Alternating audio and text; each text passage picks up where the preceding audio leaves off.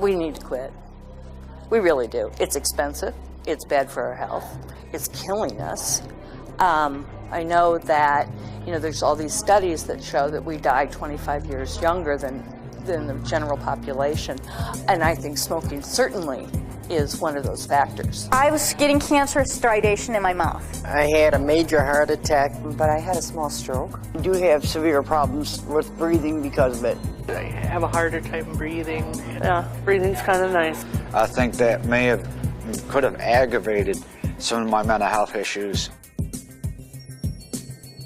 I never had a mental health provider ever discuss it. I don't talk to my therapist about that. She never brought it up. No, we've never talked about it. No. They did not give me a lot of help. No. They never have. Would it help if they did? Yes, of course.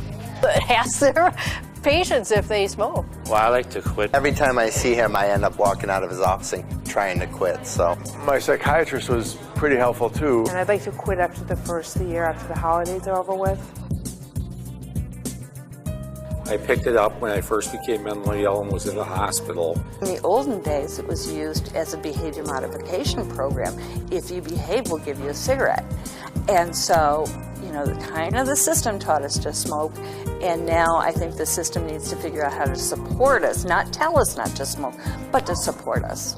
Yes, well, I'm not sure at all how to quit. I tried to stop drinking at the same time.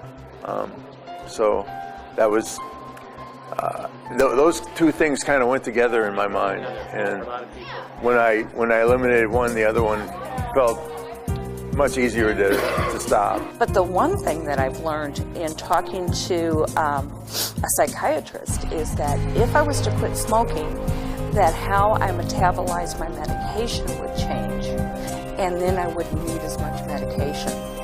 And that smoking actually increases the level of medication I need to take. And so that's been, finding out that fact and knowing that that's proven as science, that's my latest motivator for quitting. Smoking was the first thing I gave up, but it was the first in a long line of things I gave up, which has helped my mental health and my physical health quite a bit over the years. So, but giving up smoking was definitely a win-win situation. Well, first thing I'm going to do is call the quit line. The support was extremely important. It would help if the psychiatrist or the therapist would kind of work on it with the person on a continuing basis. Yeah. Zyban, and that made a huge difference. Nicorette gum, I think it was the oral thing. You don't deal with mental illness simply by taking a pill.